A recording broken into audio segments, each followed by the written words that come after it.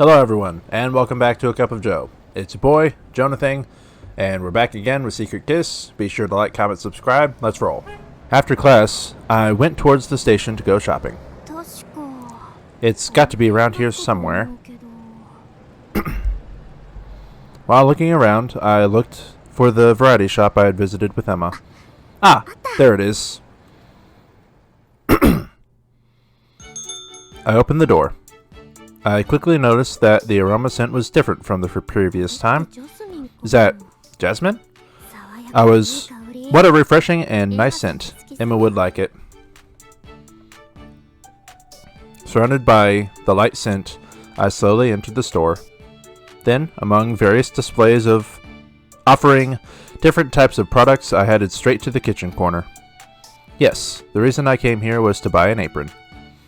Since we were going to cook together, we might as well wear matching aprons, I thought. Which one should I choose? I checked all the aprons hung on the display rack. I took a light blue and pink apron in my hands. This is cute. This pink would definitely suit Emma. I've already chosen the aprons, so all that was left was to check out and go home. I walked from the kitchen supplies area towards the registers. Along the way, the accessory area caught my eye. In addition to pendants and rings, glittering hair ornaments and hairpins were lined up on the shelves. It reminded me of the day when we came here on our date and smiled.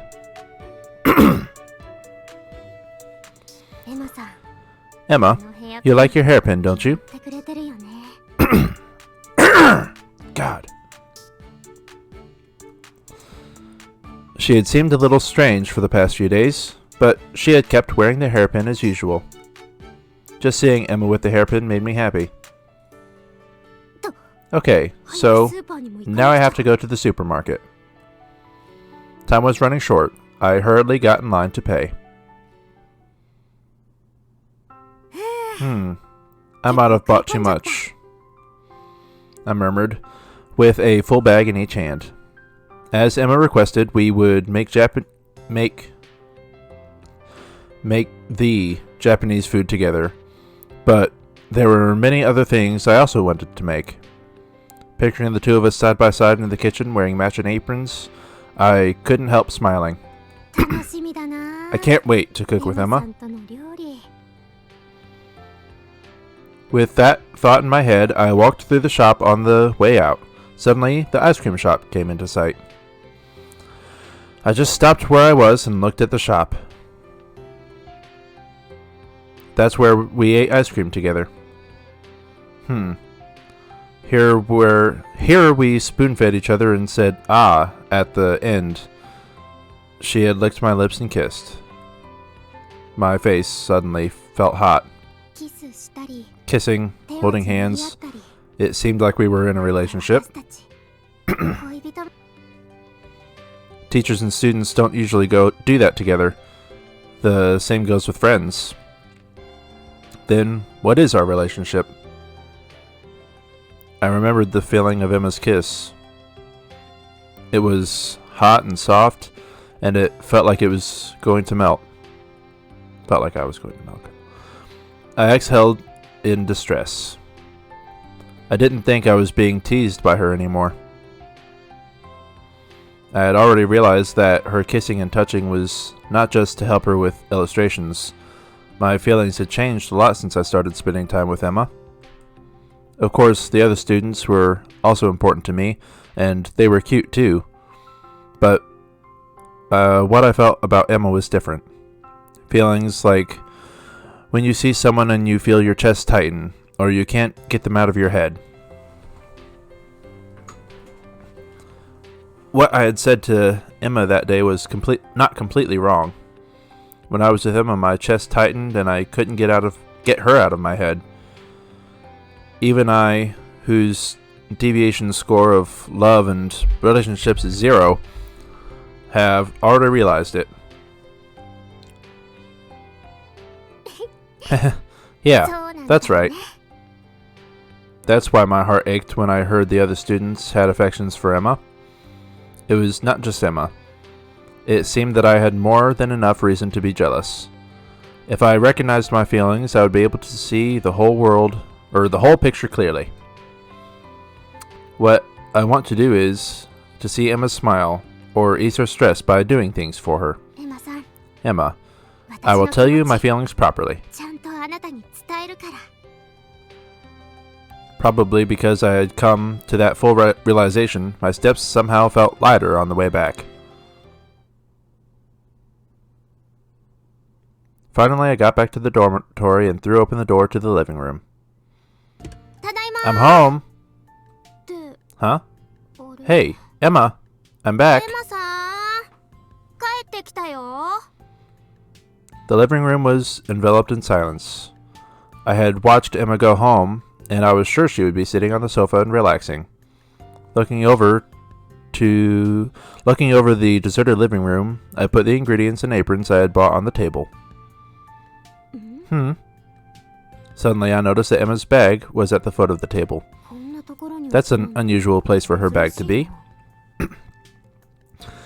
Emma had never left her bag behind like this. I picked up Emma's bag and went upstairs. Emma, are you there? When I knocked on the door, there was no answer from inside her room. When drawing, Emma would usually wear headphones, so maybe she didn't hear the knock. Well then, I might as well open the door. I opened the door carefully, as usual. Huh? She's not there. So she wasn't in her room either. I walked into her room and saw the tablet on the desk. The screen was black and the stylus was still on the case, so she hadn't been using it yet that day. Where is... Oh, maybe she's sleeping in my room. I put Emma's bag on her chair and headed to my room.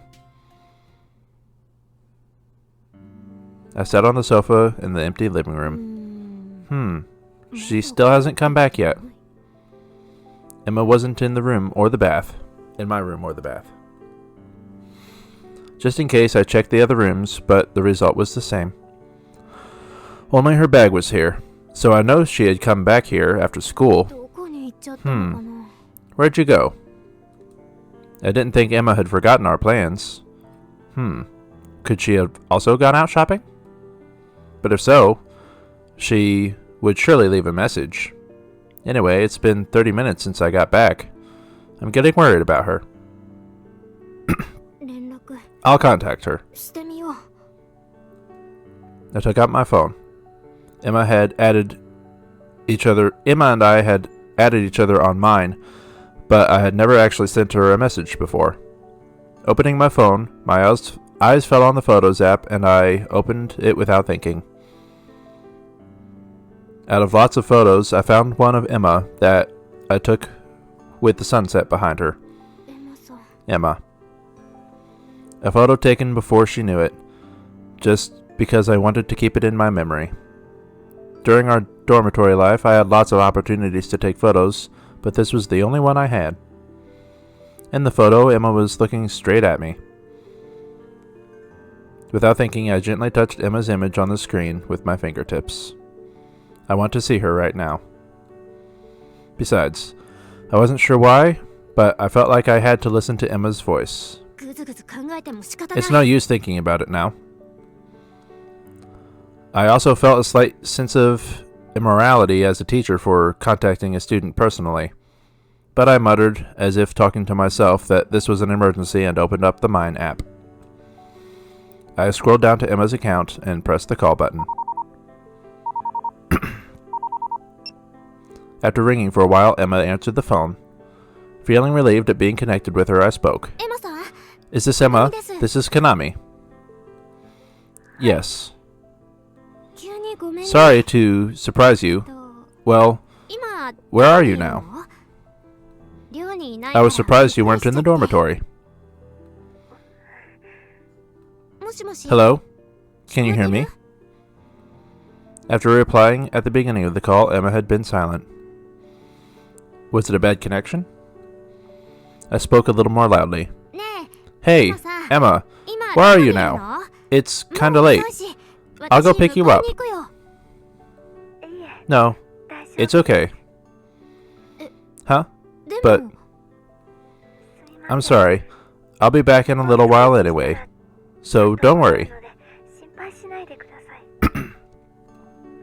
Emma seemed somehow discouraged.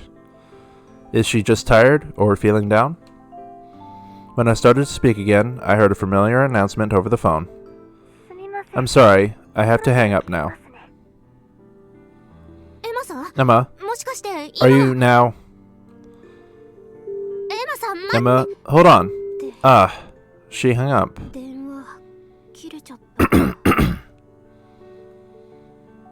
Looking at the screen, which indicated the call had ended, I exhaled a little.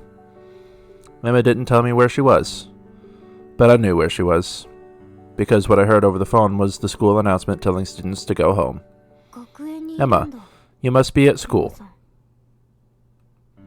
She had come home, then she went back to school. I was sure there had to be a special reason. After I put my phone in my pocket, I headed back to school where Emma was.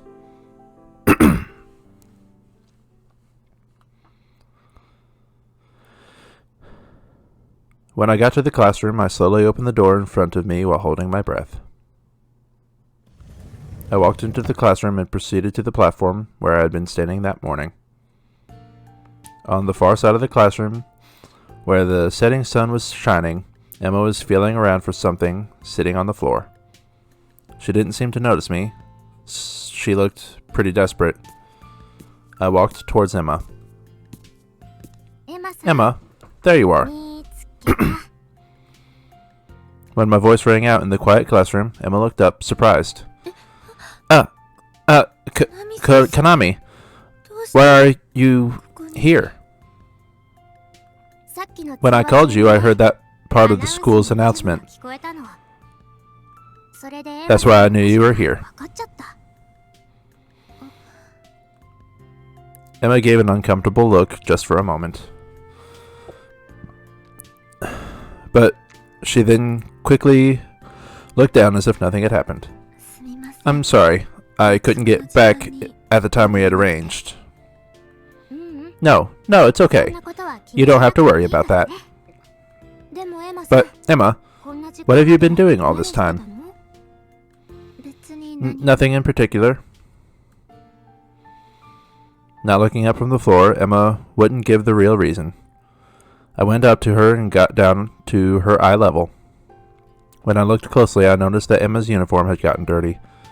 Speaking of which, when I entered the classroom, she had been looking around for something. Could it be that you're looking for something here? Emma's shoulders quivered. I'll help you look. I said it's nothing. Please leave me alone. It was unusual for Emma to raise her voice like that. But when she said it's nothing, but what she said, it's nothing, couldn't be true. The evidence was clear. Her beautiful hair was messed up, and even her face had gotten a little dirty. There was also sweat on her forehead. It must be so important to her that she can't go home even though it's so late. But she's looking for what? When I looked at Emma, who was looking down, I suddenly noticed something. Ah, I see. Maybe. I gently reached out and touched the hair on the back of her head. Hey, Emma. Is this what you were looking for? Huh? The hairpin had been tangled in her hair. I took it out of her hair and showed it to her. Emma's eyes went wide immediately. Why? Maybe it moved when you were walking around. Wow, I can't believe something like that. Like this. I was looking for it. But even if you were looking in the mirror, you wouldn't have been able to see it. I put the hairpin back in Emma's hair. She was completely speechless. Oh yeah, this will do. After all, it suits you, Emma. I was nodding with a satisfied air, while Emma was looking at me with an upset look on her face. Why aren't you angry at me? Huh? Angry? Why would I be?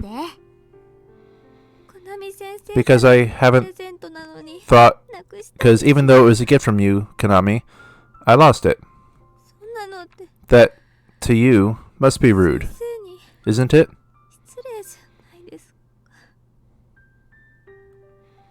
Emma's voice gradually got quieter as she spoke. She seemed like a scolded puppy. I reached out my hands and stroked Emma's head, but she pulled back quickly as if she was avoiding it. Don't. Emma. I'm sorry, but Tears were streaming down from Emma's eyes. I've always had a bad attitude towards you and my classmates, and also I lost a hairpin. I'm always a bother for you, Konami, but even so, you are kind to me. I don't deserve to be. Her voice was trembling. Emma seemed like she was about to start crying, but she was doing her best to keep talking. Emma looked so lovely in that moment that I leaned forward to lessen the space between us.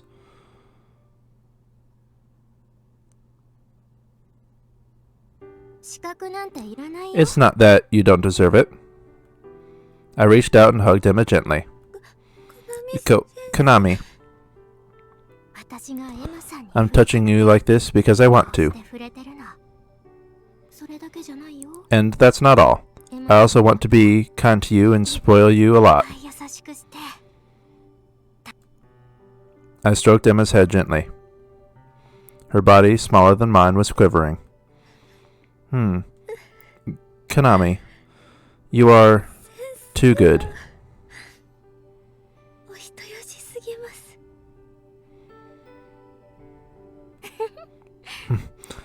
Are you sure? I wonder. You are. Emma hesitantly put her arms around me. I could feel her heartbeat and warmth more than before, and I felt relieved. That hairpin. Have you been looking for it the whole time? Emma nodded shyly as I hugged her a little more tightly. Thank you for cherishing it. Emma finally smiled at my words. When she was blushing, it was so cute, so I broke into a smile. Well, Konami. Suddenly, Emma broached the subject bashfully. Huh? What? I have a lot of things I want to tell you.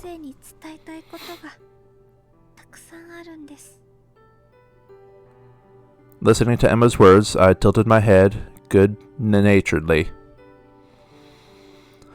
I was sure she had something important to say. Tell me everything that's been on your mind. Emma breathed in as if she was calming herself down, then eventually she began talking. For the last few days, I haven't been myself. When I was with you, I felt happy, but sometimes I felt uneasy.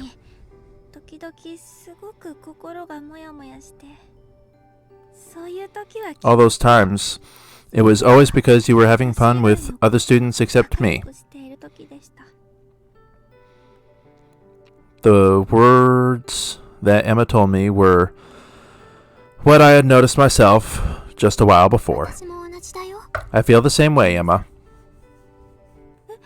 Huh? What? Konami, you too? When I'm with you, and when you are laughing happily, I feel really happy.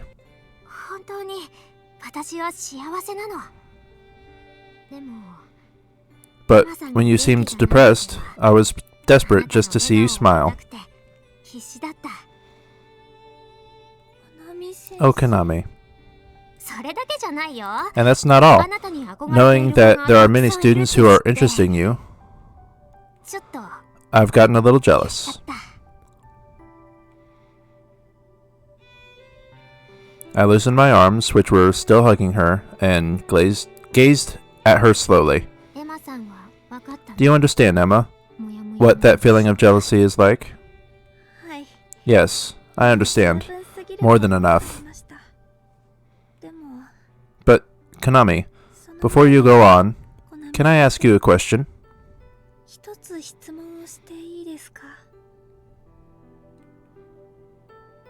Emma's eyes, wet with tears, were pointed straight at me. What does it feel like to be in love? The same question I had asked when we first met. At that time, I gave an awkward answer, but now I could answer properly. When you think of someone, your mind is occupied with love, and it makes your heart feel happy and warm. And also, I took Emma's hands and pressed them against my own chest. Even when you're sitting beside me like this, my heart is beating so fast. I smiled at her, then Emma blinked her eyes.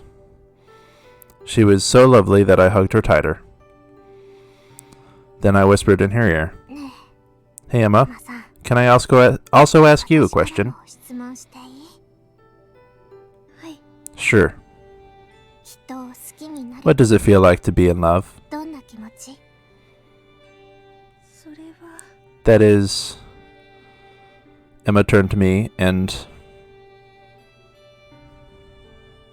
Emma's lips gently touched my lips. Huh. Konami. With a sweet and soft touch, I could feel my body heating up. This is my feelings.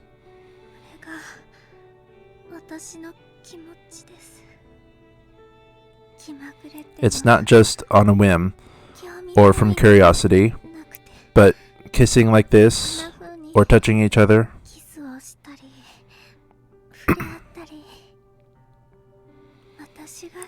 The person I want to do this with is only you.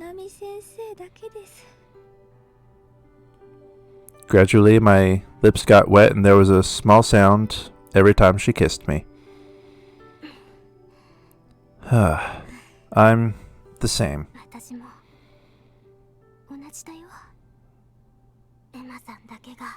Only you are my special, more than any other students.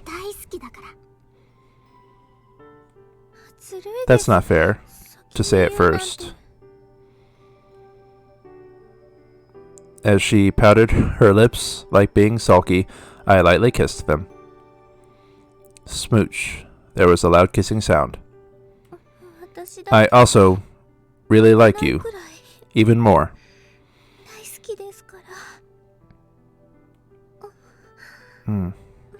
Konami, I love you. Me too, Emma. While kissing, I happened to open my eyes and our eyes met. When you kiss, it's proper manners to close your eyes, right? I said as our foreheads touched, and Emma smiled happily. That's right. Yeah. After laughing face to face with each other, we again kissed to the point where our lips felt like they were swelling up.